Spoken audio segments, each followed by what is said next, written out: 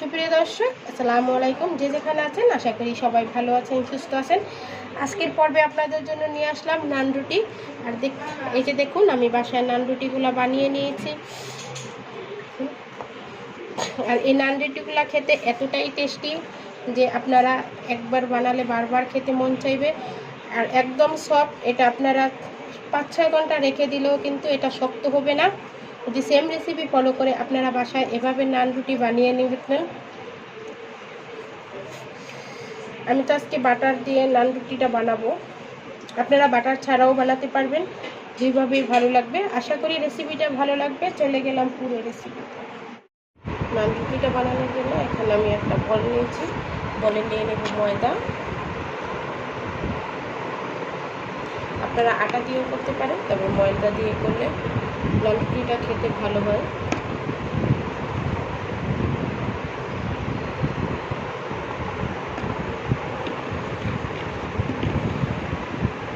এখানে আমি 4 কাপ ময়দা নিয়েছি। আমি একটু বেশি করেই বানাবো, এই জন্য 4 কাপ ময়দা নিয়ে নিলাম। দিয়ে দেবো লবণ, লবণ দিয়ে দিলাম 1 টেবিল চামচ। 3 টেবিল চামচ দিয়ে দেবো গুঁড়া দুধ, 2 টেবিল চামচ দেবো চিনি। চিনিটা দেওয়ার পরে এখন এটাকে একটু হাত দিয়ে খুব ভালো করে মেখে নেব।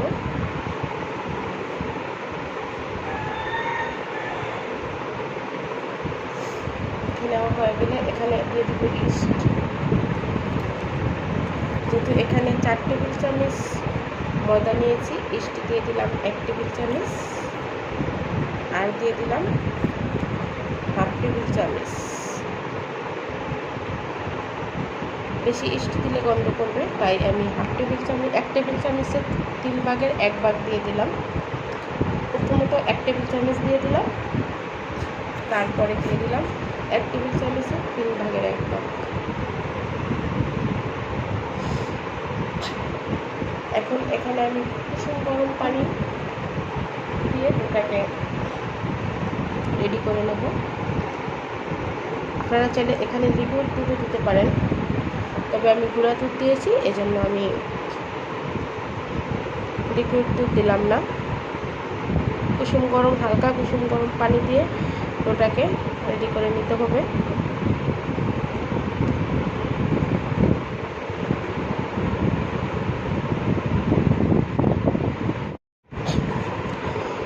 দেখুন, ডোটা রেডি করে নিয়েছি।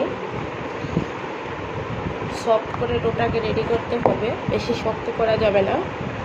এখন এখানে দিয়ে দিব আমি তেল।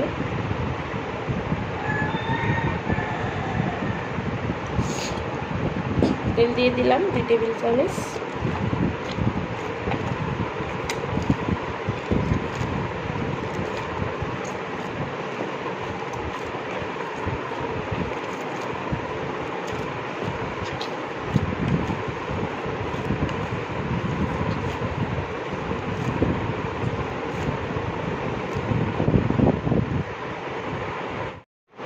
এক পর্যায়ে ডোটা রেডি হয়ে গেছে, দেখতে পাচ্ছেন। এখন উপরে একটু তেল দিয়ে দেব। উপরে একটু তেল দিয়ে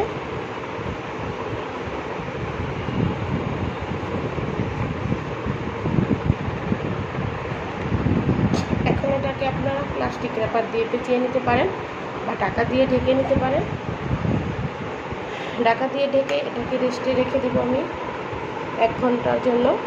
এটাকে চুলার সাইডে রাখবেন, তাহলে খুব দ্রুত ফুলে যাবে। ফিরে আসবো 1 ঘন্টা পরে। ফিরে এলাম 1 ঘন্টা পরে। দেখুন, আমার ডোটা ফুলে ডাবল হয়ে গেছে। আপনারা এটাকে চুলার পাড়ে রেখে দেবেন। এটা চুলার গরমে দেখবেন যে একদম ফুলে ডাবল হয়ে যাবে। এখন আমি বাতাসটা বের করে নেব।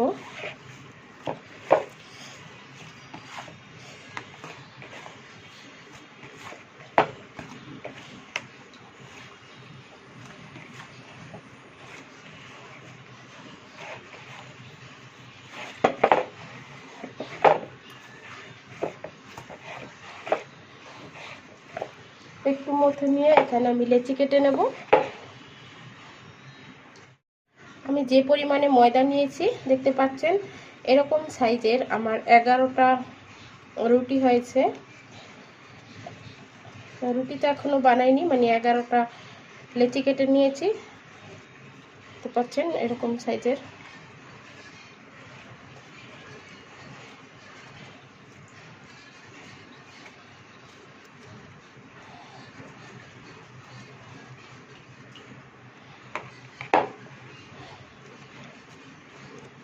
আমি 4 কাপ ময়দা নিয়েছিলাম, 4 কাপ ময়দায় 11টা লেচি কেটে নিয়েছি।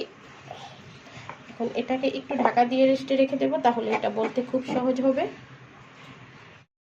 এখানে আমি একটা লেচি নিয়েছি দেখতে পাচ্ছেন,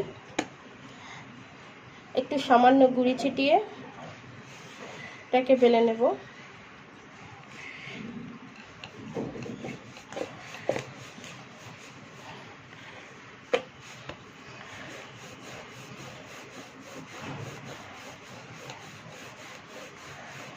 একটু রেস্টে রাখবেন লিচিগুলো কেটে, তারপর দেখবেন যে খুব সহজে এটা বেলা যাচ্ছে। তা না হলে এটা বটে আসবে, বেলা যাবে না।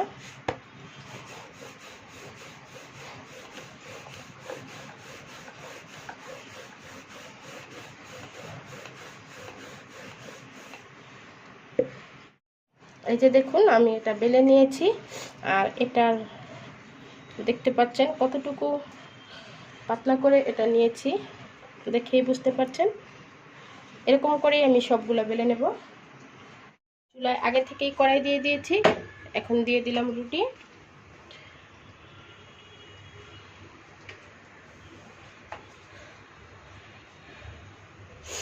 রুটিটা দিয়ে একটু অপেক্ষা করব।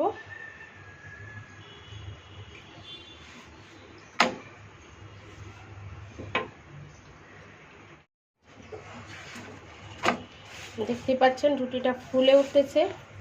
যদি সেম রেসিপি ফলো করে আপনারা নান রুটিটা বানান, তাহলে দেখবেন এরকম ফুলে উঠবে রুটিগুলা।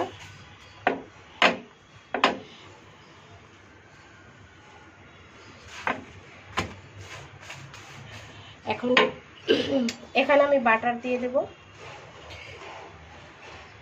আপনারা চাইলে এখানে রসুন কুচি, ধনিয়া পাতা কুচি দিয়েও দিতে পারেন, তবে এখানে আমি সেটা দেব না, কারণ আমার ছেলেমেয়েরা ধনিয়া পাতা কুচি আর রসুন কুচি। হয়ে গেল দেখলে আমার একটি রুটি। এই যে দেখুন, দেখে বুঝতে পারছেন। আমি আরেকটা রুটি দিয়ে দেব।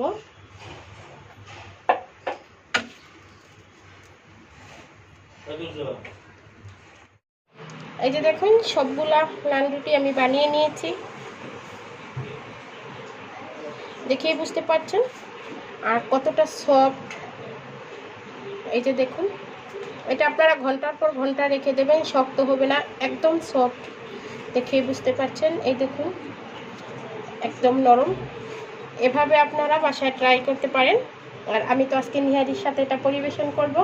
আপনারা কাবাব, মুরগির চাপ, গরুর চাপ বা যে কোনো কিছুর সাথে এই নান রুটিটা খেতে পারবেন। আশা করি আজকের রেসিপিটা আপনাদের কাছে ভালো লেগেছে। যদি ভালো লেগে থাকলে লাইক, কমেন্ট এবং বেশি বেশি করে শেয়ার করবেন। আজকে এ পর্যন্তই। সবাই ভালো থাকবেন, সুস্থ থাকবেন।